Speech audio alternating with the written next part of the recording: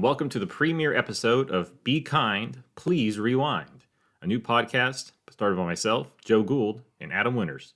Today we're going to be reviewing Godzilla 2000, the first of the Godzilla films in the Millennium series. Godzilla 2000? This was my pick of the first one to do. That is true. And why did you choose it? It just felt like a great place to get started. Who would have thought that the year 2000, that year that was forever symbolic and equivocal with the future, and now here we are, 24 years removed from New Year's Day 2000. What better way to kick off a new generation of Godzilla? Thinking about how the time has eluded us. No, but why did they make this movie at this time? Well, that's a good question. I believe it was an instance of the Japanese IP holders in a precedent that has been repeated a few times since. They had a dormant IP for a few years, and the American Hollywood people come in and say, we want to do a big budget movie. Gonna be a smash hit. And they did it. And it was everywhere. And Taco Bell was running the commercials for Godzilla, Matthew Broderick. That guy who is like I forget his name, the Pierre, the spy guy. Anyway, whatever. They did the movie and it was something. And Japan looks at it and says, well, thanks for the money. I think it's time we do our own version. And here it comes. Japan's answer to putting Godzilla back on the big screen. And I might add, it was the first Godzilla movie to also get a United States a wide theatrical release. And it bombed, all things considered. Not like Sony spent any money to promote it. But it was the last time we got that until Godzilla -1. We did get Shin Godzilla, but that was limited release, only a few days. And yeah, so the movie grossed just over $10 million in the American box office. They had hoped for 12 to 15. I, in the back of my mind, that it was only in theaters for a day. But based on what you're telling me, that may not be true. It felt that way. But the 10 million would seem to line up with that idea, but I'm not sure. Anyways, I don't think it was out very long. So, regardless. I don't remember any commercials for it on television, despite even though Sony signed on as the distributor, as big as they promoted the 1998 movie, complete opposite for this thing. And then I guess because it didn't perform as well, nobody wanted to touch American releases of Godzilla movies for years to come. We had to settle for the DVD releases. This was Toho's 23rd Godzilla film. If you count the 1998 one, it was the 24th total Godzilla film. And interesting, the director of this film did most of the films in the previous series as well. But this was the only one in the Millennium series. No, I didn't know that. Yeah, it was. So this was his one and done of the relaunch, then. Yeah, it's Takao Akawara. I'm sure I said that wrong. Yeah. But he started off in '92. He did Godzilla vs. Mothra. Then he did Mechagodzilla 2, and then Destroya. And then this film, this was his last one for Toho. I'm not sure if he did anything in other series. He doesn't really say, but he's probably getting up there in age by then. Looks like he'd been making movies for about 25 years. It almost feels like it could have been a sequel to that previous era, just the way we jump into this thing. But I guess it's neither confirmed nor I think a lot of people did think that, honestly. Again, no internet, no publicity. Who knows? All right. So jumping off with the movie, it jumps off and sends this vehicle for the Godzilla Prediction Network. Oh. So I had not watched this movie in probably 15 years. So this was basically a new screening for me again. And my first thought when I saw these people, I said, this looks like an awkward homeschool family. You got this. Oh, yes. You could tell there's a weird kid and a strange lady they didn't portray her as overly intelligent.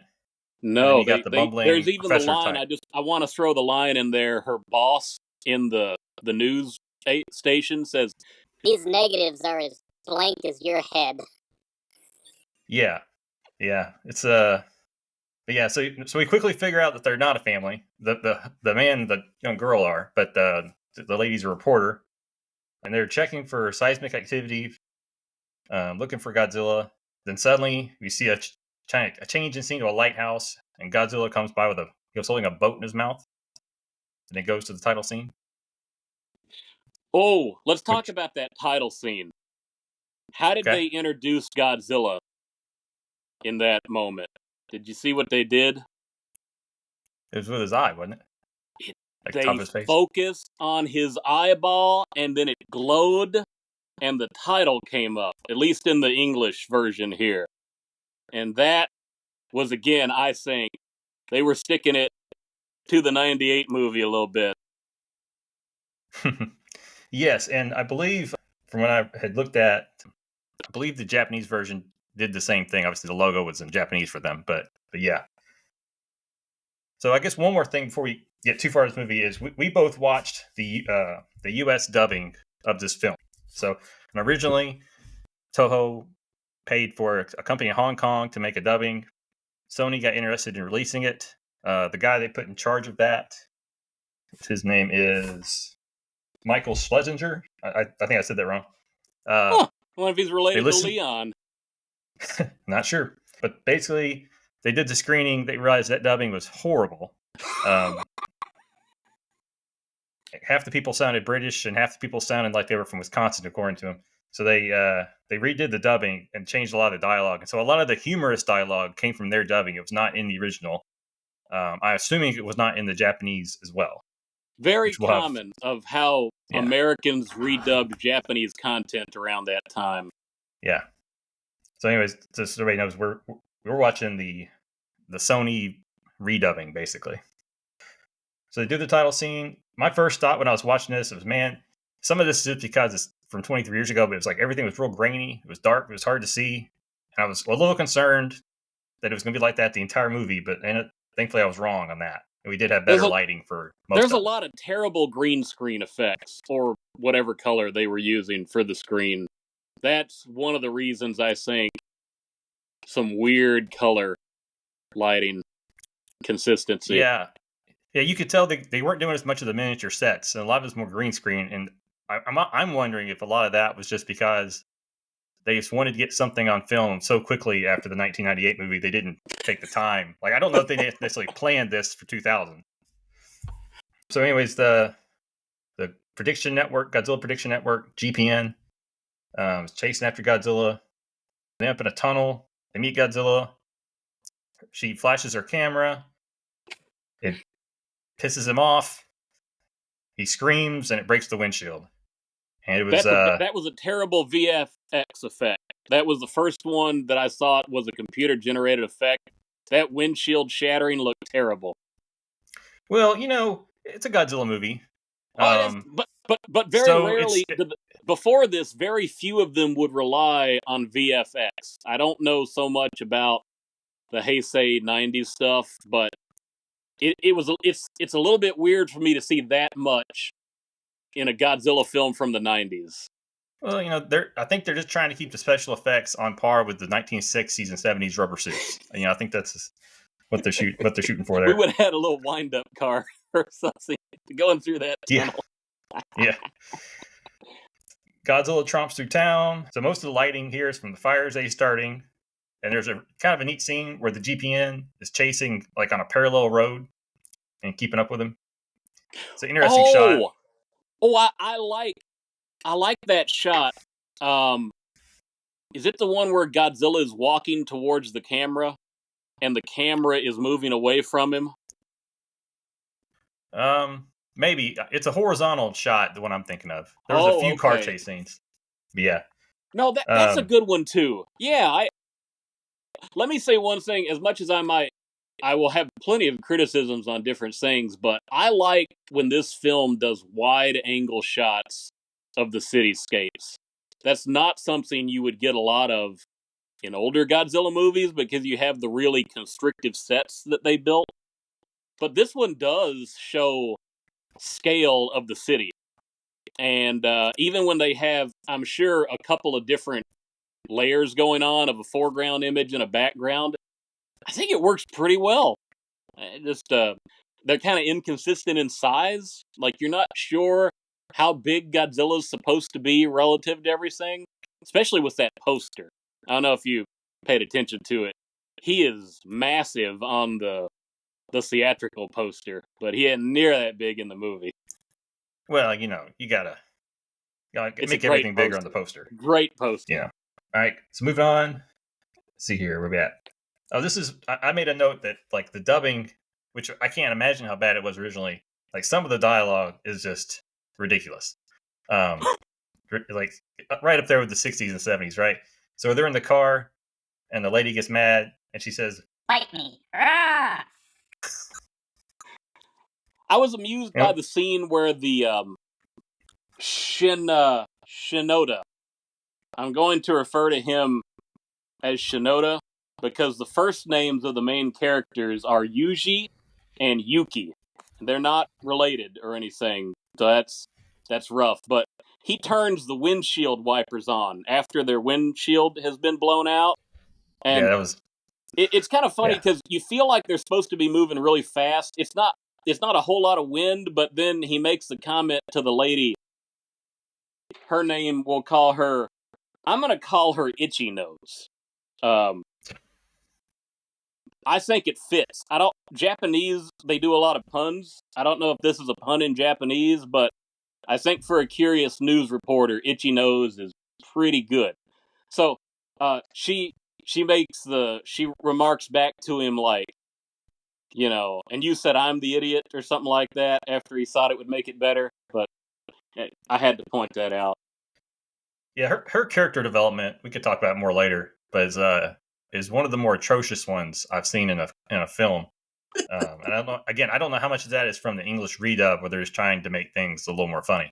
But and then we find out that the GPN thinks that Godzilla is trying to destroy their energy sources. They bring this up. It doesn't really go anywhere. I'm not quite sure why they included it since this is a standalone film and there's no sequel. And it's really irrelevant to the plot. But it is interesting that they gave Godzilla more strategy than you typically usually he's a force of nature. He doesn't necessarily have military tactical things in mind, but he's usually interested because it gives him a charge up when he goes to the nuclear reactors or whatever. But that's different from what he seems to be doing here. So then it cuts to a submarine dropping stuff in the water. We see some volcanoes, find a cave. I personally had no idea what was going on. First, there, it's like what? And I was trying to figure out if I missed something. Well, you got to introduce the new organization now. We're no longer on the Godzilla Prediction Network. We've got Crisis CCI, Crisis Control the CCI. So that's a new thing, and I still don't know what they're supposed to. What is their MO? I don't really know, other than it seems like they're making crises instead of controlling them in this movie.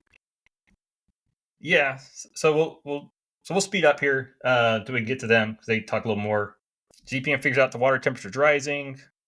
They're all in the GPN. They're in their little apartment right now, and the little girl's trying to get money from the reporter. It's like a pyramid scheme. She runs the business end of the Prediction Network. Yeah, that's a real serious organization with the 11-year-old running the business. I'm going to call her. I know her name is like EO or IO, but I'm going to call her Japanese Punky Brewster. She has pigtails. That's how I'm going to refer to her. Punky, little Punky. Yeah. So then they go back to the sub, find out they're trying to reduce fossil fuels. They put these balloons on this giant rock. When I saw this rock, my thought was, is this a giant Godzilla turd? Like, that's what it looked like. It might well be. Because it's proven later that it's not a rock. We would find out it wasn't. But it's covered in mud or something. I don't know what it's covered in. Yeah, but it floats. Isn't that ironic, though? They're trying to reduce dependence on fossil fuels by levitating a meteorite out of the ocean or the bay. Yeah. And then, these are real top-notch scientists. They say they're drilling the rock, but they keep hitting something solid inside. So then their answer is maybe it's hollow. Yeah, Hollow Earth. Yeah, so so my thought was, okay, I mean, they say it's almost verbatim. They're drilling it, but they keep hitting something solid. So maybe because it's solid, it's hollow. So Yeah, it's just a little shell there, yeah, I don't know. But apparently, if they've decided it's 60 million years old, and since it's a meteor, it must be from outer space. Godzilla's going toward a nuclear plant, so they just shut down the reactors. It's like, no, you aren't. And then you have the CCI meets with the GPN. And here we can tell that due to the English translation, because I don't think this is in the Japanese, that they have past animosity. And apparently, they used to work together in some form. And I guess part of their animosity is the GPN wants the knowledge within Godzilla, whereas the CCI just wants to kill Godzilla and save Tokyo. And the leader for they the have CCI, a point. I give it to CCI. It's when every time he just comes and rampages through your city, you kind of do want to do something about that. So GPN, they want to study him, but they want to contain him. But they don't seem to have any plans for containing him. They just know how to track him.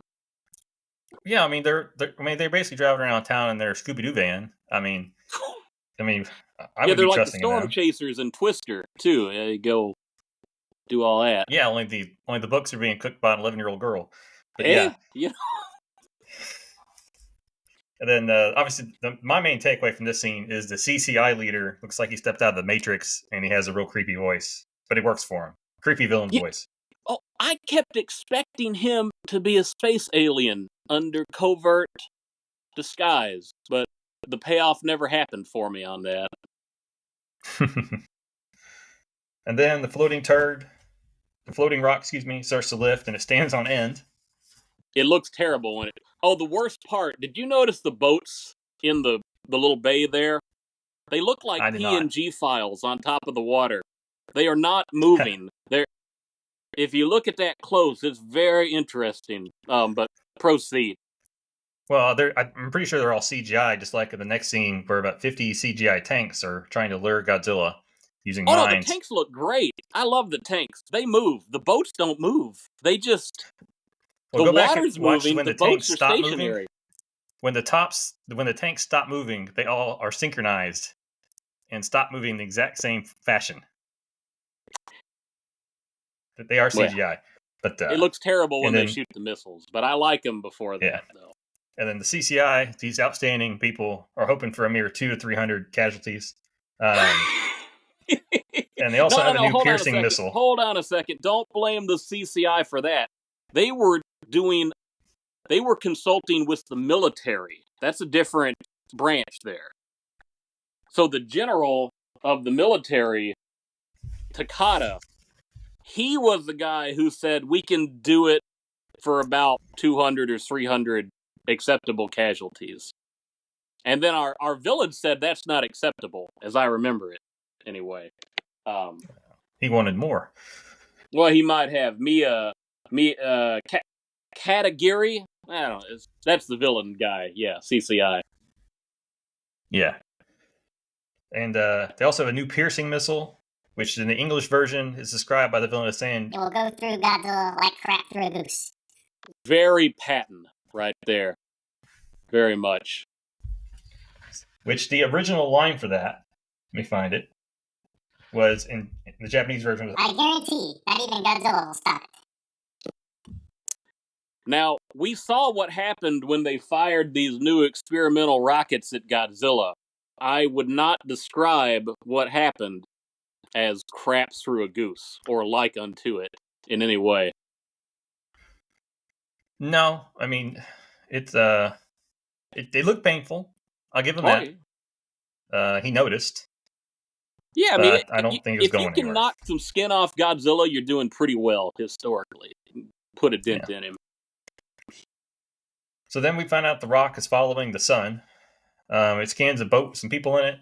We'll figure out why later. It flies away. They weren't interesting, apparently. My thought is, as the military was attacking Godzilla, that basically, because they go back to him, he's not using his atomic breath. He's just standing there taking it. Not a very heel thing to do. No, Seems he's like a being little very baby face patient with going him. on. Very Yeah. patient. Rock flies toward Godzilla, scans him, shoots him with a blast. He finally returns fire. And then a portion of the turret does get shined. And we can see that there's a ship underneath. Yeah, And then it goes with off. one And nostril. it goes off in parks. Yeah. So I guess it ran out of juice and it went and parked. And that's apparently all this is, they're thinking that the ship draws energy from sunlight. So they find a scale, a Godzilla scale, and they start studying it. And then the GPN. He keeps it in a jar on his desk. I like that. I want one of those. Yeah, I thought studying DNA was a little more complicated, but they find out that in his cells that he has this trait called Regenerator G1. That's the English version. I forget. Can't remember off the top of my head what the Japanese. In Japanese, it's called Organizer G1. That's right. Yes. I like doesn't really make a lot of sense. better myself. Yeah, since it's basically a healing factor, it runs. It makes more sense. Okay, How many so the ship was Godzilla parked movies before this had really explored Godzilla's regenerative abilities? That's a good question. I think most fans, honestly, for those that are our age and really grew up with the older movies first, I think we just assumed that because we never realized that the first Godzilla wasn't all the other Godzillas. Well, I just thought he was invulnerable. Sort of like Superman, because Superman rarely takes damage. And, Wolverine, he can take all the damage and heal. But Godzilla is something of a mix between the two. Because it's really hard to damage him at all. But even if you do, now he's got a potentially unlimited regeneration ability. Yeah. Well, he also tended to get stuck in rocks and icebergs for 10 to 15 years at a time. So you had plenty of healing time. You get his temperature down or whatever, you can contain him. That's always the same. Yeah. But, again, that gives lots of opportunity to go heal. He just swims off whenever he needs to take a break. So the ship breaks free. It's flying around Tokyo, people staring at it. I think the military decides that they need to destroy it before morning. It goes and parks on a building. It uses infrared tentacle type things to hack into the city and is eating their data. I don't understand confusing to me. And civilization will be destroyed soon. I don't know why. God help us if the IMAX malfunction. We lose the internet. Yeah. So bombs are brought into the building. The reporter is inside trying to figure out what it's stealing, figure out the plan. I was confused on that. I thought at first her news office is inside the same tower, and it's a real tower. What's it called in real life? Tokyo Opera City Tower? I thought the news offices were in there because it shakes when the UFO lands. I think you're right, and that makes the most sense. But then I thought she said, "I need my files or my photos or something." But then, even though she's escorted out of the building by her coworkers, she sneaks back in to then hack into something about the building's central computer to try and find out what the UFO wants. They kind of lost me on logic, but that's my best understanding of what was going on. Yeah, I don't think they were trying too hard. I think they just needed her in the building. So then the guy, the Punky Brewster and the Net Professor go in to get her. He stays to keep doing what she's doing, so she gets out with the girl. He says he can do it faster, when it looks like all he's doing is waiting on a download to finish. Well, again, character development, not a woman-friendly film, let's put it that way. Did you see that it was... They said he was on the 48th floor? Yes. In real life, the building has a total of 54 floors, so he was really high up there, waiting on this download to finish, and then he has to run down the stairs when he's finally... I guess Itchy Nose and Punky got out the same way. I wouldn't think they would have tried the elevator, but even going down the stairs, that's a lot of work. Yeah. No, it's impressive stamina. So the bombs eventually go off. The building does not fall down, and there's no damage to the UFO. Yeah, that was. And then he has to go ahead. So that was a CCI plan from our villain. He wanted to blow up the building because he thought the spaceship would fall to the ground. I think he was just trying to blow up the spaceship from underneath, and then like whatever happened to the building happened to the building. I don't think they thought too hard. I don't think they had the CGI Tony budget Stark, to knock the building down. Not a great plan, but I did like the pyrotechnics because it looked to me like a practical special effect when they actually did it floor by floor, and I seem to notice the explosion somehow started from the top and worked their way down very gradually, even though the big science fiction bomb detonator looked to be in the basement. So somehow the charges started at the top. Eventually, to help get himself down the floors quicker, he gets to an elevator shaft, and he slides down the wiring in the middle with no gloves. Oh, can you imagine his hands afterwards? Well, I don't think they would have been quite the condition of uninjured like he was at the bottom. Yeah, not even a bruise or a scrape or anything. That was great. You would have thought they would have at least thrown in a scene where maybe Punky or Itchy Nose would have taped his hands up, and they could have had a little moment there because must have really hurt. But he reunites with the daughter and the girls. They seem to have bonded in this process. The reporter's no longer an idiot. Is she? What did she do to prove she wasn't an idiot? Well, they drove their car back around. Oh, that was a nice little scene with the chase where she's in the little hot rod, the red one, and they're chasing after the military personnel. But we're talking about after that, right? Well, yeah. But honestly, she was never really portrayed as an idiot. She was portrayed as being perceived as to be an idiot by everyone around her. The inferiority complex. She's got to break that glass ceiling, like Lois Lane or April O'Neil or whoever else you want to throw in there. Yeah. So, but as he's reflecting on the computer information, as he's going down the rope, he figures out the aliens' plan. They're wanting to change their atmosphere, take over the planet, and they also want Godzilla's regenerative ability. So then, skip forward a little bit. Godzilla's in the bay. Alien scans for him. He goes toward it. We get a nice soundtrack playing there. Oh, yeah. Get the Akira Ifukube. Oh, I think I butchered that. So then it's dark again, and Godzilla's stomping through the city. He has a face-off with the monster until it lands and goes and flies and lands on a different building. And then it shoots cables out from the ground. That shocked me. I didn't understand that. The tangible tentacles coming out of the ground. Because in every other scene, the human characters needed their infrared filter to see what I guess were supposed to be tentacles that were reaching down through the building. My stretch of a reach to understand this is, my gut says this is tied to where he was stealing and eating the data from the building, and so he gained control over actual cables in the ground. That's my opinion. So then they don't even try to explain that. So then Godzilla fires his breath, hits the UFO, whacks it with his tail.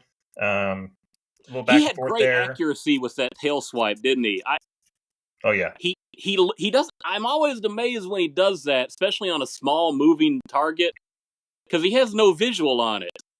He just turns around and does that tail swing, and he has very good batting average when he tries that. Yeah. So then the monster does pulls another trick out of its bag, sprinkles fairy dust on him. Yep. The dust seems to grow tentacles and absorbs Godzilla's data. It's like, wow. Clearly CGI tentacles this time, not a prop or anything. Yeah. So then it regenerates into what I thought at first was a squid ship. Like, I thought the ship grew legs. And then you realize that's actually not the case, that it just was standing in front of it, I believe. And we do have a ship and a squid monster type thing. I know it wasn't your saying, but 1999, or I should say 1998, we had from Japan the Sega Dreamcast, which gave us that great classic Sonic Adventure. And who was the main villain? Not Robotnik. He was in it, sure. but perfect chaos. And this whole thing, when this Orga monster starts to form, it is very much Sonic Adventure. I'm just telling you that. I see it. I don't know about you, but I see it. Yeah, well, the Dreamcast died. Godzilla takes out the ship, and then we get a new form from the squid. It kind of turns to a Godzilla squid, Squidzilla. At this point, it's definitely the rubber suit. So, done with the bad CGI. And I was thankful to see that rubber suit. I needed something tangible on screen after this big effect that I'm sure was cutting edge in 1999. Probably. So what do you think? So the name of the monster is Orga. Nobody ever says it in the movie, but it is listed in the credits. And I think Toho has a little trademark stamp, like they do with all their monsters, where they have one of his silhouette and name. Well, I think they would have sold more merchandise if they called him Squidzilla. Ooh, yeah. So the climax of this battle is, I'm not sure who planted the idea, if it was Orga's idea or Godzilla's idea, but Squidzilla opens his mouth real wide.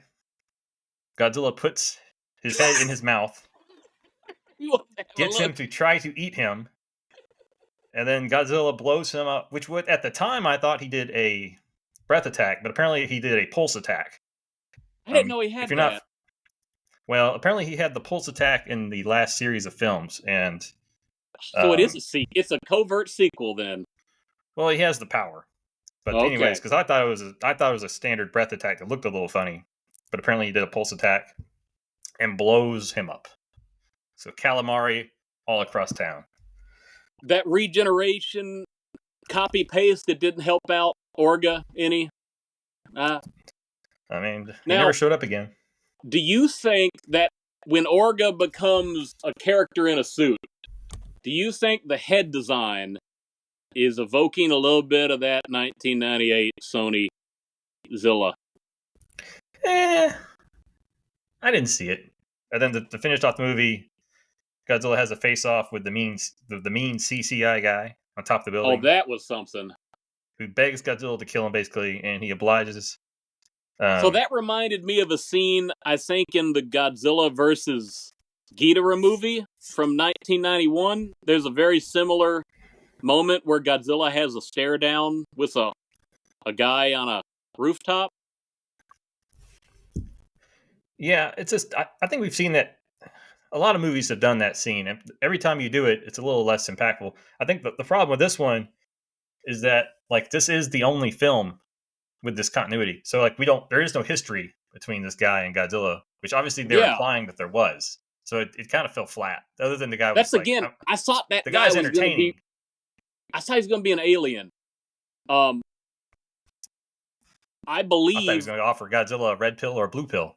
When I watched this a couple times, I think they reused shot for shot the same Godzilla motions from the very beginning of the film, where he meets the GPN crew on the hillside, to what he does to the CCI guy.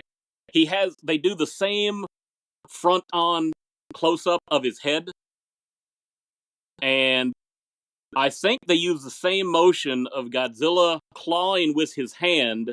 In the beginning, he was doing it on the hillside and the car backs up.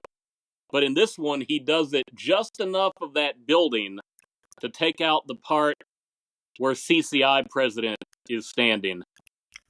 Okay. So, like, if they're reusing footage, I mean, he's not CGI, so that's the epitome of cheap. They didn't want to pay the guy in the rubber suit another hour.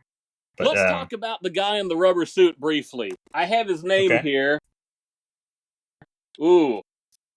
I have Kitagawa. I'm not going to try the first name, at least I think it's the first name. Now, Kitagawa, I don't know anything. I would say.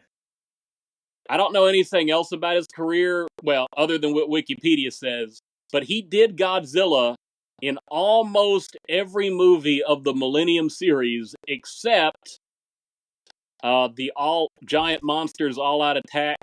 I could be forgetting another one, but his other stuff, he was very much in demand for the original non-Americanized Power Rangers. So, Super Sentai. He was very big in all that when they did their monster fights.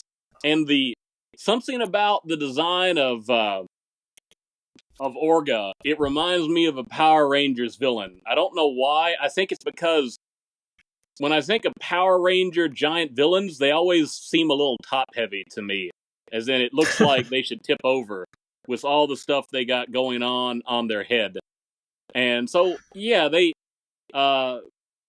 kudos to the suit actors. That can't be an easy job. And mad respect to that. Yeah, so that suit weighed 188 pounds. Oh my goodness. The Orga or Godzilla? Godzilla suit. I have no idea about the other one.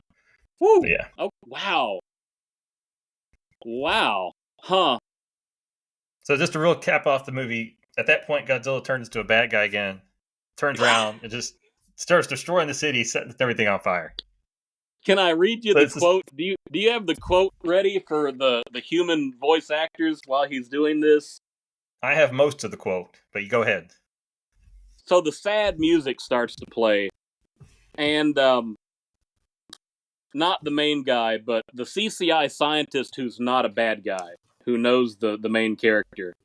He said, "We," in the Sony dub, "We scientists produced this monster, Godzilla. And ever since, we've tried to destroy him." And then Itchy Nose, she says, "Then why? Why does he keep protecting us?"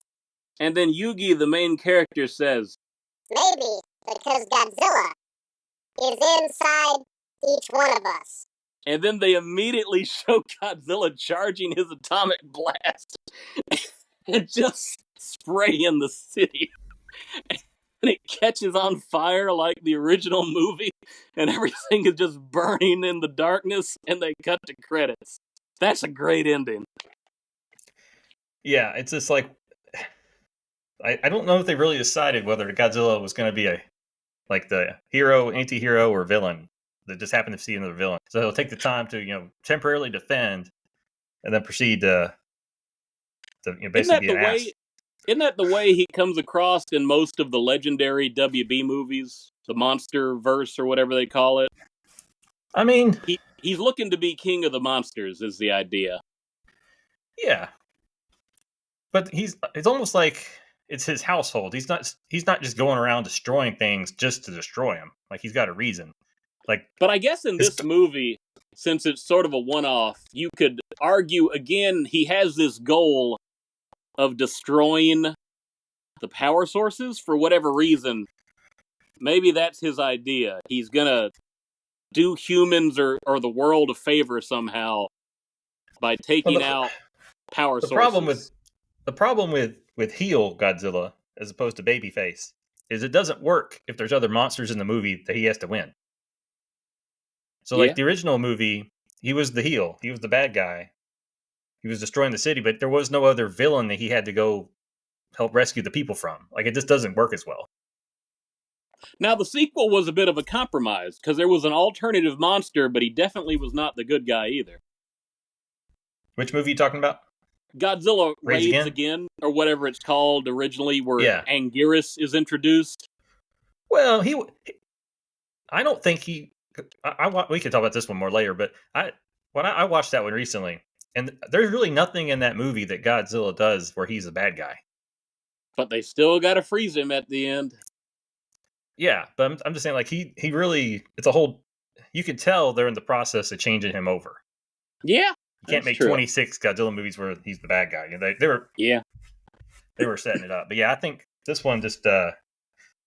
It's like you got the Godzilla from the first movie, and he turns good guy for about 20 minutes. And that's about it.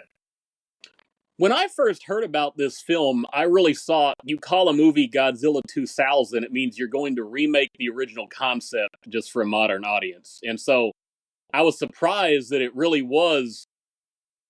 They introduced Godzilla early. They forget about him for about 30 minutes of the movie to focus on the UFO. And then you end it with a monster battle. So I really don't understand anything about the name as opposed to Godzilla versus the UFO monster. They didn't just call it that. Well, they should call him, they should just call it Godzilla Y2K or whatever. But it does tie into that, right? The human fear over end of civilization when computers failing. This movie has more depth than I gave it credit for. I didn't see it until just now. But that is exactly the type of, if the original Godzilla movie was a commentary upon the post-war anxiety and loss and the fear of atomic fallout, this movie is a reflection on humanity's anxiety over Y2K and the thought of losing convenience of the digital age. So I found it since earlier. So the original dubbing studio was Omni Productions. That's the one Toho paid for, right? Yeah, and they're based in Hong Kong. And then Sony did the redo. But yeah. Yeah. So in Schlesinger, this was his first producer job. He followed this up with some classics. In 2015, you had The Adventures of Biffle and Schuster. Never seen that. Also in that year, you had Bride of Finkelstein. Oh. In 2008, he had The Lost Skeleton Returns Again. Oh. And in 2007, I feel like I'm going to have to look this one up. You have Trail of the Screaming Forehead. Which that I did sounds look at the trailer.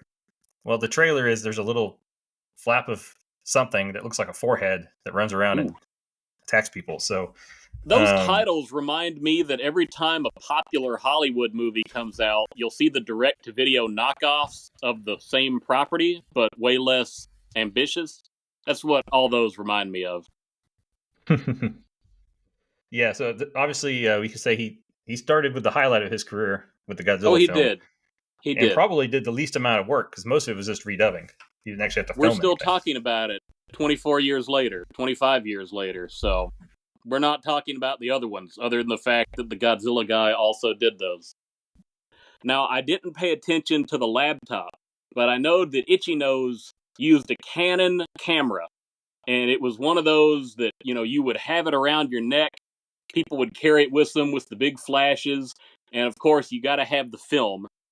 I already made the reference to Sonic Adventure and the Dreamcast and Chaos, and even the UFO, I think just reminded me of how they did the CGI of the opening to that game with Robotnik flying over the city. A few other things I already mentioned.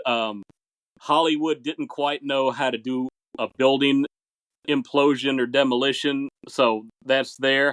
And long downloads. I think that just people don't understand today just how long you had to wait on any thing to do that. The obsession with computer data hacking and the loss of data, I guess that ties in with the Y2K thing as well. But also, I am wondering how much information that the UFO was able to learn about Godzilla just based upon what they had on their computers around the city in those days. What do you think the upload speed was on those tentacles? Oh, man. That UFO was 60 million years old, so you got a 60 million year old UFO interfacing with 1999 consumer computers. Yeah. So the budget for this movie was $8.3 million. That's impressive. But, I feel like I could make this movie for $8.3 million. And it's just like, where did it go, man? Where did it go? Well, remind me, what did Toho spend on -1? I want to say it was around 15. It was only... Yeah, I was thinking 15, so you gotta think about they made that CGI movie, Godzilla. And, that was granted, 23 or whatever years later, but that movie, when you factor in inflation, probably cost less than this one did. Oh, absolutely. But this guy's made the rubber suit. $15 million last year movie versus a 1999 movie for $8 million. Yeah. And that may include the dubbing that they ended up not using. I'm not sure about that. I would imagine it probably did, because they would have probably are they going to release the dub eventually on DVD or something? I doubt it. I don't know why they would. I want that on the Blu-ray. If it exists, I want to hear it at least. Okay. No, I like this. I don't know if it's a good title. I don't know if it was the right movie for the time to bring Godzilla back into theaters. It obviously was the wrong movie to put out in American theaters. But yeah, this is just a semi-sci-fi creature feature that tries to be a little bit grounded in the contemporary reality of the time. So it's a little bit unusual for Godzilla films, but I think it's a good movie to fall asleep to and then restart the next day, late night. So here's some of the press for the film after it came out. The Houston Chronicle said the film, quote, taps into a now rare and innocent sense of wonder, and that its action scenes are well conceived. He liked it too much. He's summarizing it as a, quote, lovably amusing foray into vapid plotting, bad dubbing, and men in rubber suits trashing miniature sets. That's the kind of compliment you want. Yeah. Entertainment Weekly gave it a B, saying Godzilla 2000 lands on an imaginative fault line somewhere between tackiness and awe. Yeah, good for them. What those knuckleheads Siskel and Ebert say? I don't see that. New York Post, it's great to have the big guy back. That's really what we all wanted. That's all they said? Yeah. Well, that's all I'm seeing the quote here. Okay. So I don't think this guy watched the same film that we did, but Leonard Martin. He's like the AMC guy. What do you say? Oh yeah, Leonard Maltin gave it 3 out of 4 stars and praised, quote, fine effects and sharp script, weighed down only by a drawn-out monster clash climax. Which I think we would Leonard. probably flip the script on that review and say, we wish the drawn-out monster clash climax would have lasted longer. Yeah, it was good. The script had been sharp, and the effects weren't poor. The effects could have been better. I don't know, maybe Leonard Maltin has watched so many classic movies, he just didn't know what to think of CGI in 1999. Yeah. I think Stephen Holden of the Times wasn't impressed, but I think his quote is probably accurate. Quote, only a diehard fan of the long-running Japanese Godzilla series could love Godzilla 2000. Yeah, it's fair. Yeah. Yeah, you're not picking up a new audience with this film. Nope. And I was correct. So it was released for 1 day in U.S. theaters. So they may have made their money back if they had run for 2 days in a row. And it was a Friday, not even a Saturday. Wait. I looked it up. They made $10 million for 1 day in a U.S. run? Yeah. With almost no promotion? That's okay. Well, they needed 12 to 15, so I don't know why he wouldn't just keep it for the whole weekend. Yeah. And I don't know if this is accurate, but Schlesinger stated that he had written a script for a direct sequel to Godzilla 2000 entitled Godzilla Reborn that was to be directed by Joe Dante. The film would have had the same tongue-in-cheek tone, special effects by Toho, and the plot would have been Godzilla appearing in Hawaii. Joe Dante? So, is this going to be a comedy? I don't know. That would be wild. So if the movie had made $2 to $3 million more, we might have got an American sequel to Japanese 2000. See, the weird thing is, I can see Joe Dante being all in on that. I just don't know that Toho would ever go for it because they're probably going to be unlikely to let an American direct their production. Is the way I look at it. Well, like I said, it's wild. Is it concerning to you that the guy who produced Trail of the Screaming Forehead may have actually written a Godzilla film and gotten it produced, though? I would love to see that script if it is leaked anywhere. As I said, I just got to read a script that I have long wanted to see. It leaked on the internet this month. It would have been the 1995 script for a Force live-action movie of Teenage Mutant Ninja Turtles, and it is bizarre as I thought it would be.